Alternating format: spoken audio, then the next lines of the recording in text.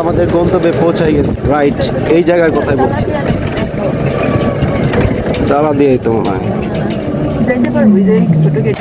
এটাও সাহেব বাড়ি, ওটাও সাহেব বাড়ি। তালা মারা মনে হচ্ছে।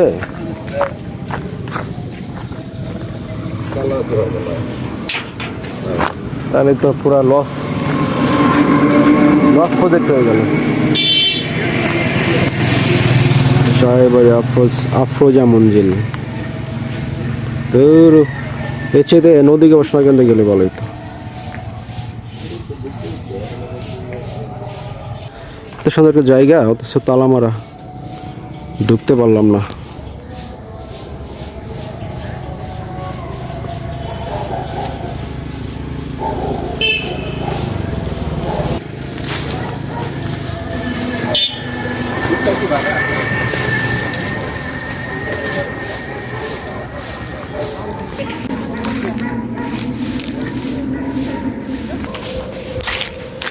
এই বাড়ির প্রবেশের জন্য দক্ষিণ পাশের গেট খোলা।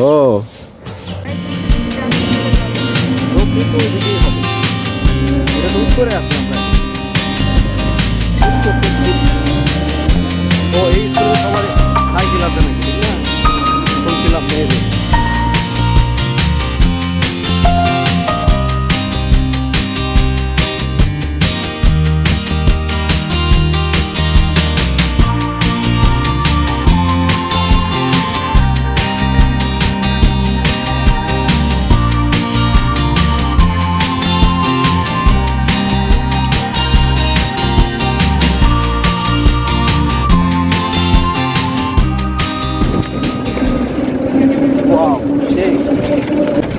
টিকিট কাটতে হবে না নাকি? গেমই দেখতে ভাই, আপনি থাকেন, বুঝছেন? আপনি আসলে খামাখা অন্য গাড়ি নিয়ে আসছে। আমরা চলে এসেছি। এখানে লেখা আছে কি, জন্ম নেওয়া ভাগ্যের ব্যাপার, মৃত্যু হওয়া সময়ের ব্যাপার, কিন্তু মৃত্যুর পরে মানুষের মনে বেঁচে থাকা কর্মের ব্যাপার। অসাধারণ একটি কথা লেখছে।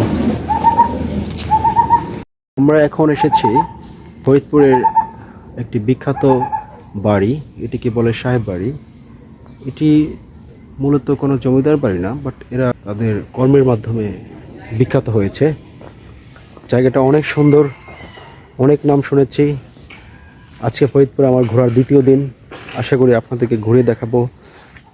আমার কাছে মনে হয় ভালো লাগবে। আমি ছবিতে দেখেছি, এটা অনেক সুন্দর একটা জায়গা। চলুন ঘুরে দেখি।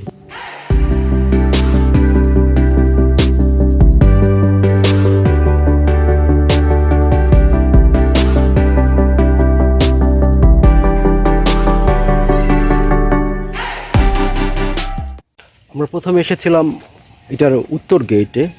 উত্তর গেটটা লক করা, সম্ভবত সবসময় লক করা থাকে। আমরা ফিরেই যেতে গিয়েছিলাম, তবে আসলে এটার দক্ষিণ পাশের গেটটা খোলা থাকে। এখানে ঢুকতে কোনো টিকিট লাগে না। এবং যদি যারা জানে না এবং যারা ফরিদপুরের লোক না, তারা কিন্তু আমাদের মতে এই ভুলটা করতে যাবেন না। কেননা আপনারা একটু কষ্ট করে দক্ষিণ দিকে আসবেন। এই পাশে দক্ষিণ গেটটা খোলা থাকে অলওয়েজ জনসাধারণের জন্য।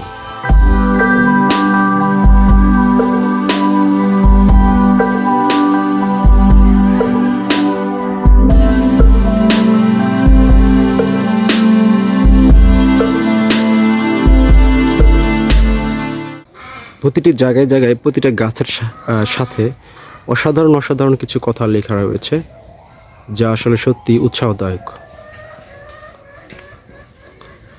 চলুন ভিতরে গিয়ে আরো বিস্তারিতভাবে আমরা জায়গাটা ঘুরে দেখি। অবশ্যই ভালো লাগার মতো একটি জায়গা।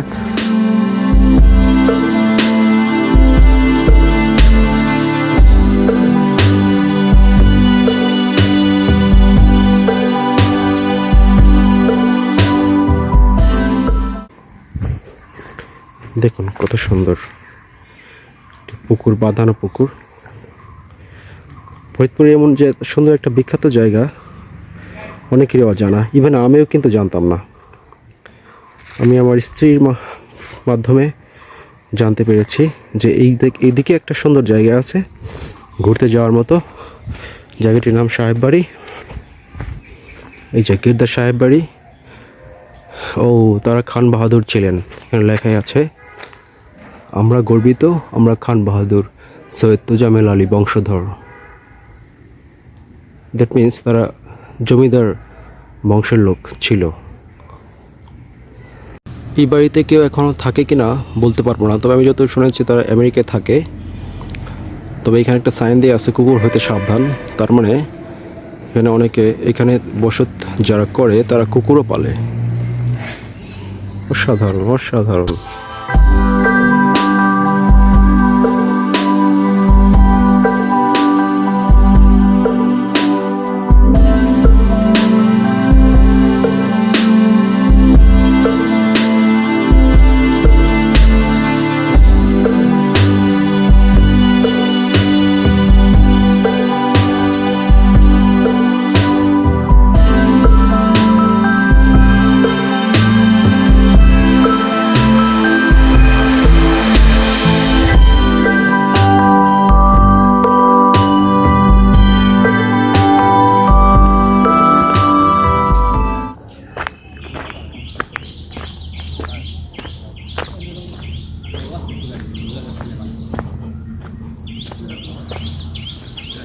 এটা হচ্ছে আফ্রো যেমন জেল, ওনাদের বোধহয় আর একটা বাসা আছে, সেটা রাস্তার অপোজিটে।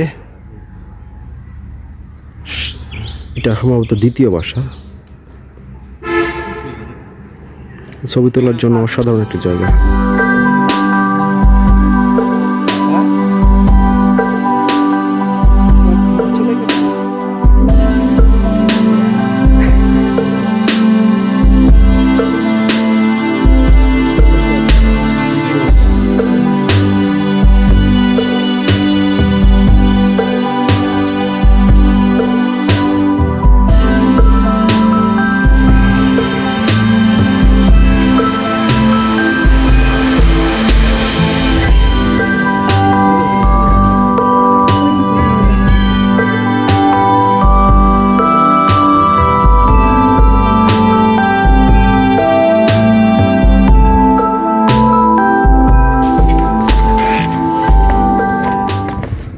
এদিকে একটু এদিকে যাই, আসো।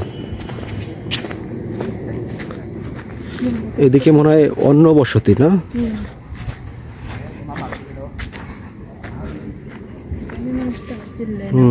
না না না, নাহলে তো এটা পাবলিক করে দিত না। অনেক সুন্দর। আমরা একটু দেখো, এখানে একটা কাচারি আছে, এখানে একটা দোলনা আছে। দোলনা কিন্তু দোল খাওয়ার এটা নাই, তবে অনেক গোছানো। বাসায় কেউ নাই বোধহয়, তাহলে ভিতরে ঢোকা যেত। এখানেও একটা কাছারি আছে।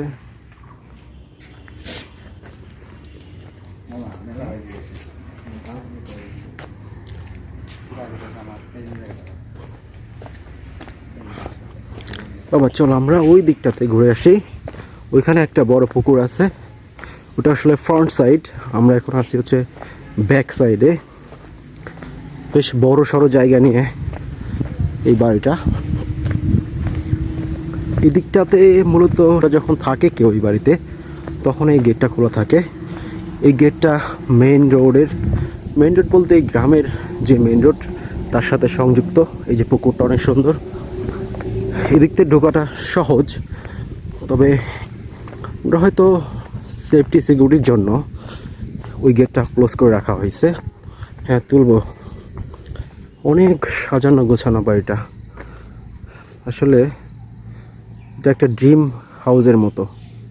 যে কোনো মানুষের স্বপ্ন থাকতে পারে যেমন একটা বাড়ি করার। বাবা তোমাকে আমি একটু বসাই। সে তার এক পায়ের যে জুতা হারিয়ে ফেলছে, কোথায় ফেলছে কে জানে। কারণ আবার যাচ্ছি তার জুতা খুঁজে বের করতে। বাবা তুমি কিন্তু এটা ঠিক না, তুমি জুতা কেন খেয়াল রাখতে পারো না তোমার? ও আচ্ছা খুঁজে নিয়ে আসো, তাহলে আমরা একটু ঘুরে দেখি। একটা জুতা কেউ নেবে না অবশ্য তোমার, কারণ একটা জুতা নিয়ে তোমারও লাভ হবে না, যে নিবে তোমার জুতা তারও কোনো লাভ হবে না, ঠিক না বাবা?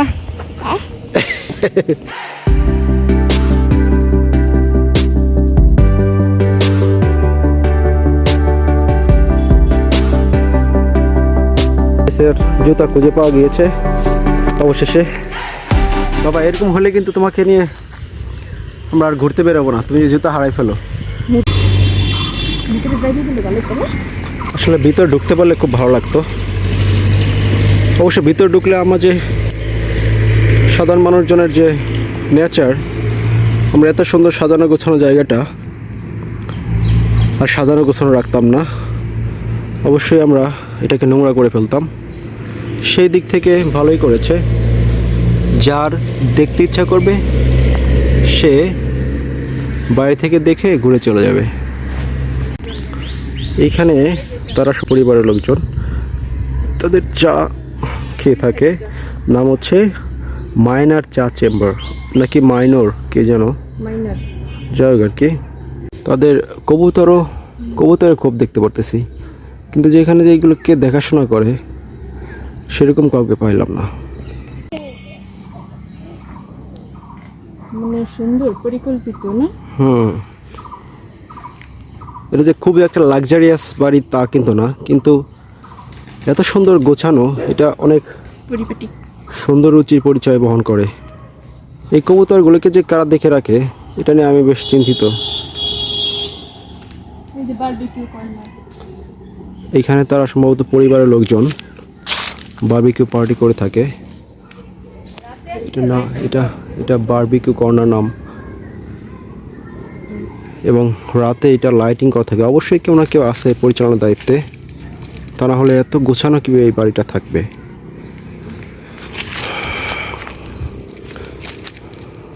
যাই হোক, ফরিদপুরের আজকের দ্বিতীয় দিন ছিল আমার ঘুরে দেখার। তো মোটামুটি দিনটা সফলই বলা চলে। এখানে সুন্দর করে লেখা আছে আফরোজা মঞ্জিল বারবিকিউ কর্নার, অনেক সুন্দর।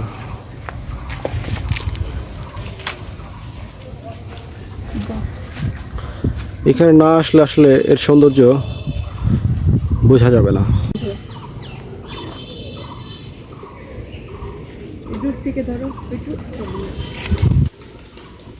কৃত্রিম বক দেখা যাচ্ছে, আর এটা পুকুরটা অনেক বড়, বিশাল পুকুর। এখানে অবশ্য একটা নৌকাও আছে। মানে এখানে আসলে কি বলবো, তাদের রুচি সকল কিছু তাদের প্রকাশ এখানে রয়েছে।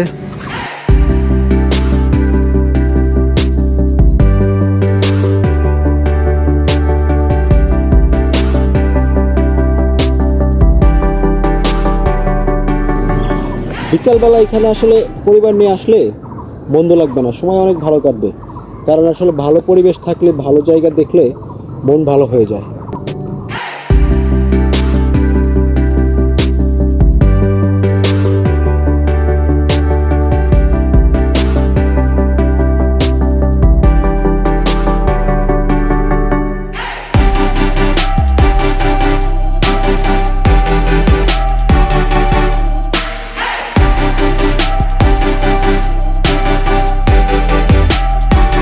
আমাদের হাতে আসলে আর সময় নেই, আমাদের এখন বিদায় নিতে হচ্ছে।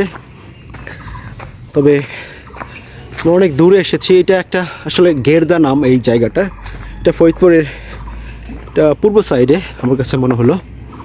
এখানে আপনি চাইলেও ফরিদপুর শহর থেকে ওটাতে বললেই হবে যে আমরা সাহেব বাড়ি যাব, আপনারা চাইলেও আসতে পারেন। আর ফরিদপুর ঘুরতে আসলে এই জায়গাটা অবশ্যই মিস করবেন না, তাহলে কিন্তু একটা বড় মিস হয়ে যাবে। Thank you. সেইবারের মতো আমরা একটু দেখি।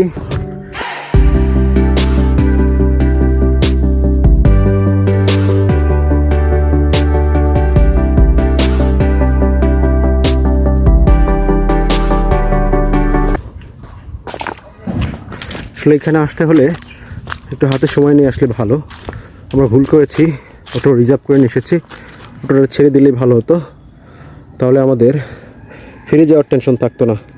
ইচ্ছা ছিল ফরিদপুর নদী গবেষণা কেন্দ্র যাব, জানি না সময় করতে পারবো কি না। তবে এখানে আসার প্ল্যান আসলে ছিল না, তবে এটা অ্যাড হয়ে গেল। এর পরিবর্তে যাওয়ার ইচ্ছে ছিল নদী গবেষণা কেন্দ্র, তবে যদি সময় করে উঠতে পারি সেখানেও যাব, আর যদি না পারি তাহলে Faridpur blog, Faridpur tour, Faridpur journey এখানেই শেষ।